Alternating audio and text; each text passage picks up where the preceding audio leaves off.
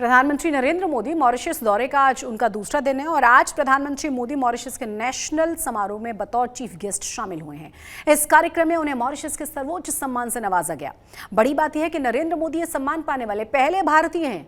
और इतना ही नहीं, दौरे के दूसरे दिन दोनों ही देशों के बीच 8 अहम समझौते हुए हैं, जिसके बाद दोनों ही देशों ने साझा बयान भी जारी किया है, जिसमें प्रधानमंत्री नरेंद्र मोदी ने मॉरिशस को एक अहम साझेदार बताया।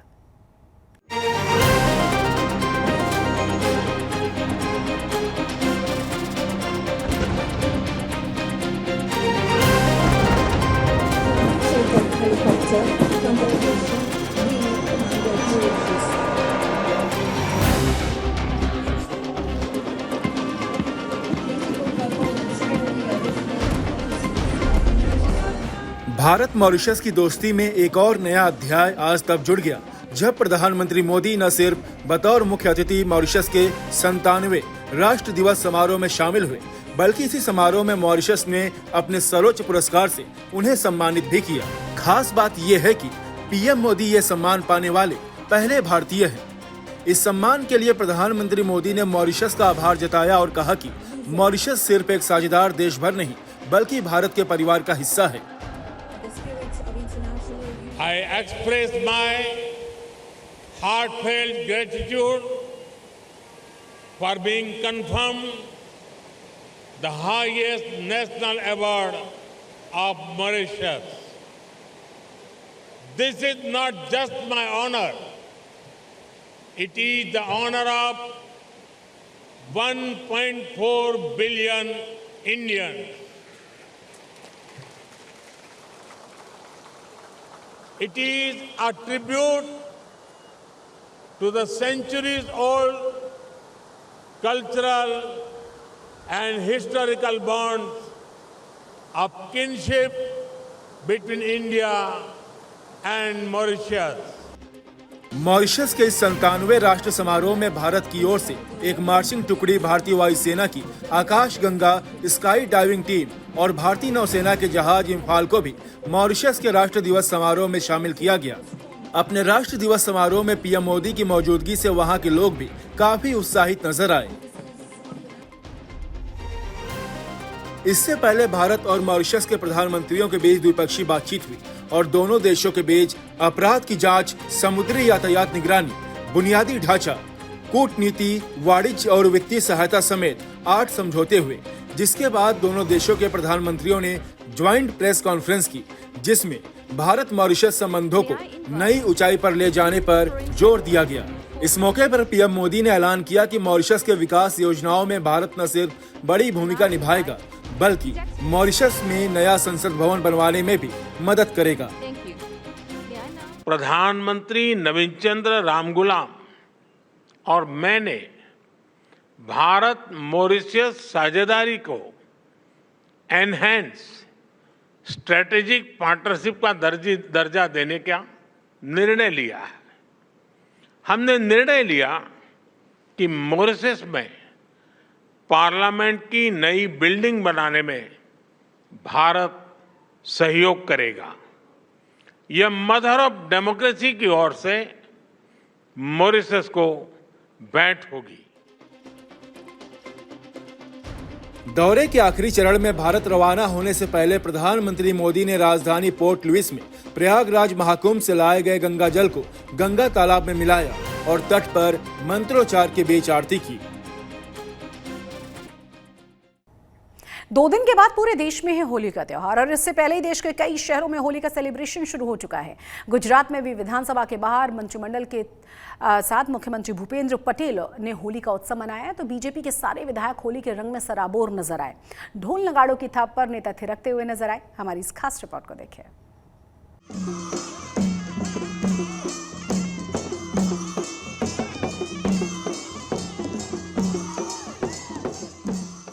ढोल नगाड़ों की थाप पर थिरकते नेता।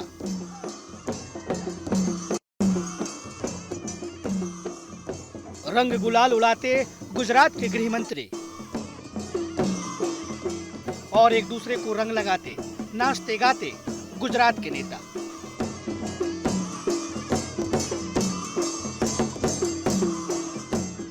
ये तस्वीरें गुजरात विधानसभा की है, जहां हर साल की तरह इस साल भी गुजरात मंत्रिमंडल के तमाम नेता होली के रंग में सराबोर हैं।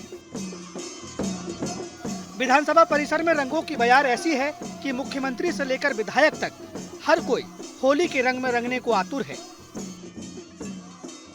पूरे देश में रंगों का त्योहार होली जो है वो 2 दिन में मनाया जाएगा, पर गुजरात विधानसभा में सभी विधायक जो है वो आज रंगों का त्योहार मना रहे हैं और आदिवासी परंपरा जो क्वाट का गैर मेला होता है उस थीम पर इस बार आयोजन किया गया है।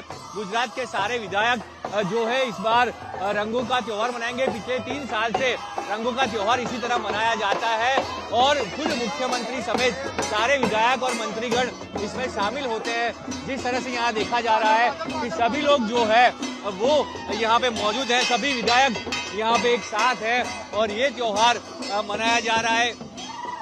जो थीम रखी गई इस बार आदिवासियों का क्वाट का जो गैर मेला है उस थीम के ऊपर ये आयोजन किया गया है। मुख्यमंत्री विधानसभा अध्यक्ष के साथ सभी लोग देखिए आदिवासियों के बीच पहुंचे हैं। यहाँ पे सारे लोग जो है मौजूद है, चाहे वो मुख्यमंत्री भूपेंद्र पटेल हो या विधानसभा के अध्यक्ष हो, सभी लोग यहाँ पे शामिल हुए हैं।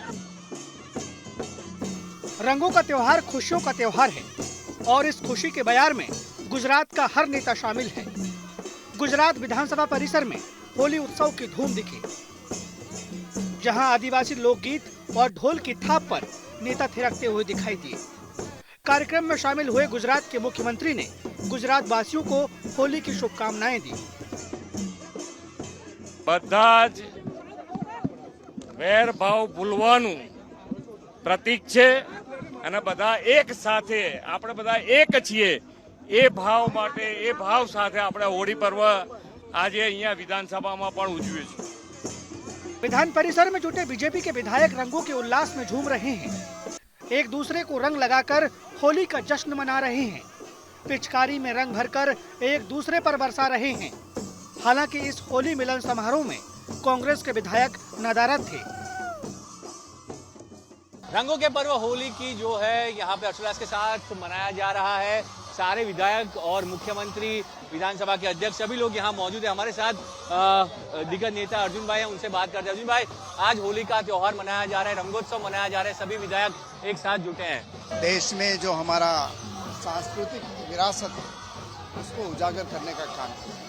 हर त्योहार रंगे चंगे मनाया जा रहा है, खास करके होली का त्योहार है तो पूरे देश में एक कलरफुल त्योहार माना जाता है।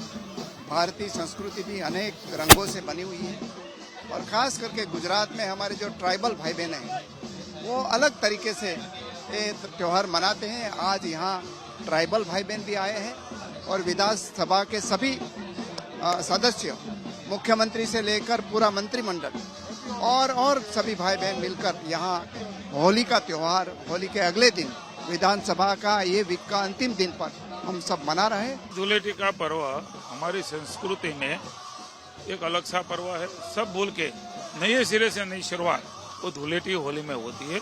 हालांकि सब हमारी दुख सुविधा भी उसमें निपट जाती है, उसके बाद नई शुरुआत होती है। आदरणीय नरेंद्र भाई मोदी जी ने लोकोत्सव के रूप में ये सब त्योहार मना रहे हैं। यहाँ भी वो थे मनाते थे, पूरे देश में भी मना रहे हैं। सब एक मिल झूल के आदरणीय भूपेंद्र भाई के नेतृत्व में आज हम सब विधायक, माननीय अध्यक्ष जी के नेतृत्व में सब विधायक, सब मंत्रीगण और आप सब पत्रकारों के बीच ये होली धुलाटी खेल के एक नई शुरुआत और समग्र राज्यवासियों को एक संदेश कम आओ सब साथ मिलकर राज्य और देश की प्रगति में नरेंद्र मोदी का साथ दे। सब भूल के न ज्ञाति, न जाति, न धर्म, न संप्रदाय, एक अलग तरह के त्योहार है। वो त्योहार को हम अच्छी तरह से उजवणी करें, अच्छी तरह से मनाएं। भले ही होली मनाने की तारीख 14 मार्च है, लेकिन अभी से रंगों के त्योहार में पूरा देश डूबा हुआ है। देश के हर हिस्से में रंगों का उत्सव धूमधाम से मनाने की शुरुआत हो चुकी है। अहमदाबाद से ब्रजेश दोषी के साथ आज तक ब्यूरो। अहमदाबाद वडोदरा हाईवे में उस वक्त हड़कंप मच गया था जब एक केमिकल से भरा हुआ टैंकर 20 फीट नीचे खाई में जा गिरा। अहमदाबाद की ओर जा रहे इस टैंकर में ओलियम नामक केमिकल भरा हुआ था। टैंकर में केमिकल के रिसाव से पूरा इलाका धुआं हो गया। एहतियात के तौर पर स्थानीय लोगों को सुरक्षित जगहों पर ले जाया गया। कई घंटों की कड़ी मशक्कत के बाद हालात पर काबू पाया जा सका।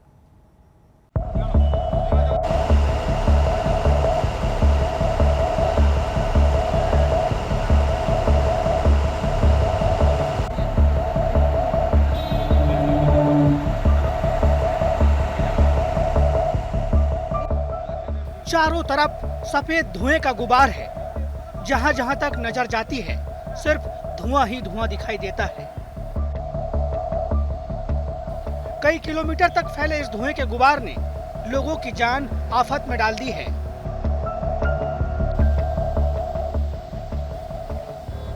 फायर ब्रिगेड के कर्मचारी लगातार पानी की बौछार कर हालात को काबू में करने की कोशिश कर रहे हैं।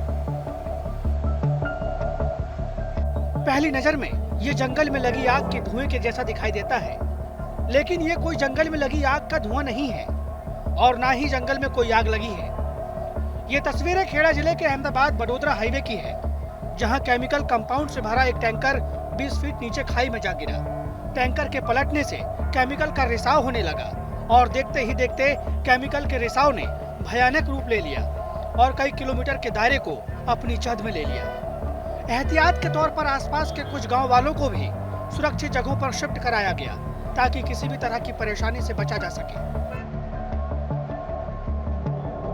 ये घटना एक्सप्रेसवे जो है हमारा है अहमदाबाद से बड़ोदरा के तरफ जाने का, वहाँ मरीड़ा करके एक गांव है, वहाँ पे अहमदाबाद के तरफ जा रही थी ये टैंकर और उसको क्रॉस करके बड़ोड़ा साइड में आ गई, रॉन्ग साइड में।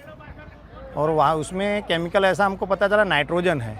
तो हम लोग घटनास्थल पे देखे तो धुआं बहुत हो रहा था और हम लोग फोम और पानी दोनों से इसको कंट्रोल कर रहे हैं।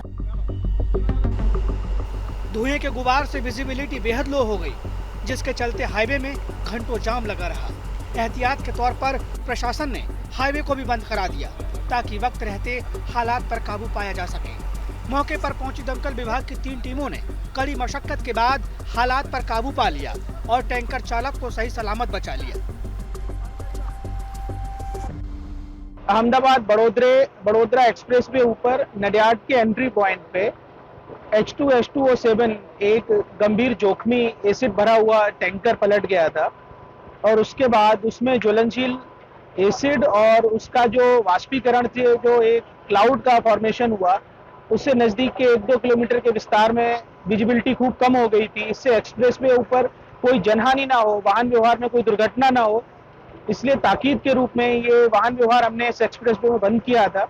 और जैसा कि आप देख सकते हैं कि Ahmedabad municipal corporation, Vadodara municipal corporation, GSFC, भिन्न प्राइवेट कंपनीज और GPCB की मदद से ये जो एग्जीक्यूशन है अभी संपन्न हो गया है और ये बहुत भारी मात्रा में गंभीर एसिड जो था, इससे क्लाउड फॉर्मेशन हो गया था एसिड का। दरअसल इस टैंकर में 35% ओलियम नामक केमिकल भरा हुआ था जो अहमदाबाद की तरफ जा रहा था। केमिकल के रिसाव के बाद पूरे इलाके में दहशत का माहौल था। लोगों को सांस लेने जैसी समस्याओं का सामना करना पड़ रहा था। हालात की गंभीरता को देखते हुए जिला प्रशासन अलर्ट मोड पर था। हालांकि कई घंटों की कड़ी मेहनत के बाद हालात को काबू में कर लिया गया। खेड़ा से हेताली शाह के साथ आज तक ब्यूरो। सूरत के पलसाना इलाके में शादी के दौरान डीजे को लेकर कुछ युवकों में विवाद शुरू हुआ और ये विवाद इतना बढ़ा कि 3 से 4 लोगों ने चाकू से मारकर एक युवक की हत्या कर डाली। मंगलवार की देर रात हुई इस हत्या के बाद शादी समारोह में मातम छा गया। घायल युवक रवि देसले को इलाज के लिए तुरंत ही अस्पताल ले जाया गया, लेकिन अस्पताल पहुंचने से पहले ही उसकी मौत हो चुकी थी। इस मामले में पुलिस ने एक शख्स को गिरफ्तार कर लिया है। 3 और आरोपियों की तलाश अभी भी जारी है। कल रात को पलसाना पुलिस स्टेशन में कमनसीब में एक मर्डर का बना हुआ है, जो रवि करके 26 वर्षीय लड़का है, उसका मर्डर हो गया है। तो डीजे में नाचने में कुछ छोटा मोटा बवाल हुआ। बाद में वो रामेश्वर मंदिर के सामने एक चौक पड़ता है, वो चौक में गए और चौक में सब इकट्ठे हो गए। अभी एक आरोपी शकबंद है, उसको ले आए हैं। वो दूसरा 2 आरोपी है, वो पकड़ने के बाकी। अभी टीम तैनात है, वो टीम उनका पता कर रही है और पलसाना थाना प्रभारी इसकी जांच कर रहे हैं, पूरी तपास की। ब्रेक के बाद आपका एक बार फिर से स्वागत है और अब बात मार्च के महीने में गर्मी के सितम की हम करेंगे, क्योंकि गुजरात के कई जिलों में पारा पहुंच चुका है 40 डिग्री के भी पार। 42.8 डिग्री के साथ सुरेंद्रनगर जिला सबसे गर्म शहर रहा है। वहीं मौसम विभाग ने अगले 2 दिनों के लिए हीट वेव के साथ रेड और ऑरेंज अलर्ट जारी कर दिया है।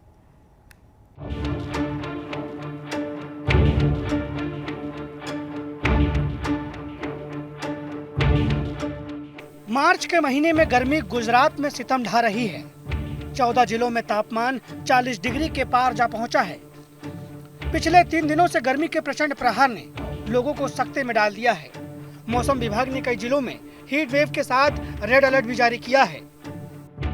आज का जो फोरकास्ट है, आने वाला अगले 7 दिन तक मौसम तो ड्राई रहेगा, लेकिन जो गुजरात का अभी हीट वेव कंडीशन चल रहा है, अभी सौराष्ट्र कच्छ और जो हमारा गुजरात रीजन, दोनों रीजन में हीट वेव दिया गया है। सौराष्ट्र कच्छ के लिए हम 3 डिस्ट्रिक्ट के लिए अभी रेड वार्निंग जारी किया है। इसमें D1 के लिए इसमें आपका आएगा कच्छ आएगा, सुरेंद्रनगर एंड पोरबंदर। इसमें सीवियर हीट वेव का वार्निंग दिया गया है विथ रेड कलर के साथ। और दो डिस्ट्रिक्ट है जिसमें आपका आ रहा है ये मोरबी एंड राजकोट। इसमें हमारा सीवियर हीट वेव है, लेकिन ऑरेंज कलर के साथ। फरवरी के महीने में बार बार सक्रिय हुए पश्चिमी विक्षोभ और मार्च के महीने में सक्रिय हुए एंटी साइक्लोनिक सर्कुलेशन सिस्टम के प्रभाव ने मार्च के पहले सप्ताह में ही असर दिखाना शुरू कर दिया है। मार्च के महीने में आलम यह है कि पारा 40 डिग्री के पार जा पहुंचा है। हीट वेव वार्निंग दे रहा है। इसमें जो डिस्ट्रिक्ट आ रहा है, इसमें सौराष्ट्र कच्छ में आपका कच्छ आ रहा है, सुरेंद्रनगर एंड पोरबंदर। इसमें हम येलो वार्निंग दिया है। और गुजरात रीजन में गांधीनगर, अहमदाबाद में हम येलो वार्निंग दिए हुए Day 2 के लिए। अभी जो पवन का दिशा है उत्तर पश्चिम है। अभी फिर 24 घंटा का जो हीट वेव तापमान का जो अभी सिचुएशन है, हाईएस्ट टेम्परेचर जो रिकॉर्ड हुआ है आपका ये हुआ है 42.8 डिग्री सुरेंद्रनगर में रिकॉर्ड हुआ है। पिछले साल के मुकाबले गर्मी ने इस साल 16 दिन पहले ही दस्तक दे दी है। मौसम विभाग ने 3 जिलों में रेड अलर्ट के साथ हीट वेव की चेतावनी जारी की है। सुरेंद्रनगर और पोरबंदर में हीट वेव के साथ रेड अलर्ट जारी किया गया है। वहीं बनासकांठा, साबरकांठा, गांधीनगर, अहमदाबाद, आनंद, मोरबी, बोटाद, राजकोट, जूनागढ़, अमरेली और भावनगर में गर्मी का ऑरेंज अलर्ट जारी किया गया है। सौराष्ट्र कच्छ में जो डिस्ट्रिक्ट्स है, इसमें आ रहा है आपका जो ऑरेंज कलर में है वो है अमरेली, भावनगर एंड बोटाड, जूनागढ़। इसमें ये डिस्ट्रिक्ट आपका हीट वेव कंडीशन में है। और सीवियर हीट वेव कंडीशन तो पहले ही बताया। और सीवियर हीट वेव कंडीशन में आपका जो गुजरात रीजन है, इसमें अहमदाबाद, गांधीनगर और हमारा बनासकांठा में सीवियर हीट वेव दिया गया है। और आनंद भी दिया गया है। और जो हीट वेव कंडीशन दिया गया है साबरकांठा में, और येलो वार्निंग के साथ हीट वेव वार्निंग दिया गया है वो बड़ोदरा में। गुजरात में अगले 7 दिनों तक मौसम ड्राई रहने का अनुमान है। उत्तर पश्चिम से चलने वाली हवा से हीट वेव का असर लोगों की परेशानी बढ़ा सकता है। हालांकि राहत की बात यह है कि होली तक तापमान में गिरावट देखने को मिल सकती है। अहमदाबाद से अतुल तिवारी के साथ आज तक ब्यूरो। लंदन के शोधकर्ताओं ने एक AI टूल बनाया है जो मिर्गी के इलाज में मददगार है। माना यह जा रहा है कि AI टूल मिर्गी के इलाज के लिए एक क्रांति से कम नहीं होगा। दरअसल ये AI टूल दिमाग की उन अदृश्य असामान्यताओं को पहचानने का काम करता है जिनकी वजह से एपिलेप्सी या फिर मिर्गी होती है। इन असामान्यताओं को आमतौर पर सामान्य इलाज के दौरान डॉक्टर या फिर रेडियोलॉजिस्ट मिस कर जाते हैं।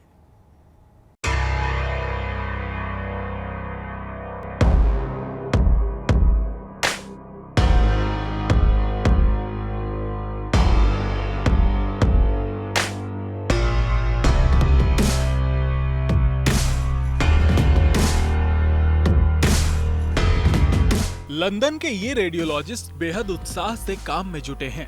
हो भी क्यों ना, अब वो जिस AI तकनीक का इस्तेमाल कर रहे हैं वो उनके दिमाग की उन अदृश्य असमानताओं को दिखाने में भी सक्षम है जो एपिलेप्सी यानी मिर्गी की वजह है। इन अदृश्य असमानताओं को अक्सर मिर्गी के सामान्य इलाज के दौरान रेडियोलॉजिस्ट मिस कर जाते हैं, लेकिन मेल्ड ग्राफ AI उपकरण के जरिए अब मिर्गी का बेहतर इलाज संभव हो रहा है। मेल्ड ग्राफ उन छोटी से छोटी एबनॉर्मलिटीज को भी उजागर कर देता है जिन्हें सामान्य स्कैन से पहचाना नहीं जा सकता। लंदन के शोधकर्ताओं की टीम को मेल्ड ग्राफ विकसित करने में 10 साल का वक्त लगा। ये एआई उपकरण उन जगहों को न सिर्फ उजागर करता है जहां असमानताएं हैं, बल्कि ये भी बताता है कि ये क्यों है। इसके दिए विश्लेषण को रेडियोलॉजिस्ट चेक करते हैं और फिर डायग्नोसिस को रफ्तार देते हैं और सर्जरी की आवश्यकता को समझते हैं। हमने ये एआई टूल बनाया ताकि बच्चों और वयस्कों के दिमाग में छिपी असमानताओं को पहचाना जा सके। और ये महत्वपूर्ण है कि अगर आप दिमाग की असमानताएं पहचान लेते हैं तो आप सर्जरी ऑफर कर सकते हैं और उनका इलाज कर सकते हैं। हमारा एआई टूल दिमाग की 2/3 असमानताओं को तलाश कर सकता है जिनको डॉक्टर मिस कर देते हैं। ये बेहद महत्वपूर्ण है क्योंकि इससे कई बच्चों को भी बेहतर संभव उपचार मिल सकता है। दुनिया में 100 में से 1 व्यक्ति एपिलेप्सी से पीड़ित है, जिनमें 5 से 1 शख्स को दिमाग की इन असमानताओं की वजह से एपिलेप्सी होती है। बहरहाल, ये एआई उपकरण क्लिनिकली उपलब्ध नहीं है। इसे विकसित करने वाली टीम ने सॉफ्टवेयर ओपन सोर्स बनाया है और वो दुनिया भर में शोधकर्ताओं और चिकित्सकों को इसकी ट्रेनिंग दे रहे हैं।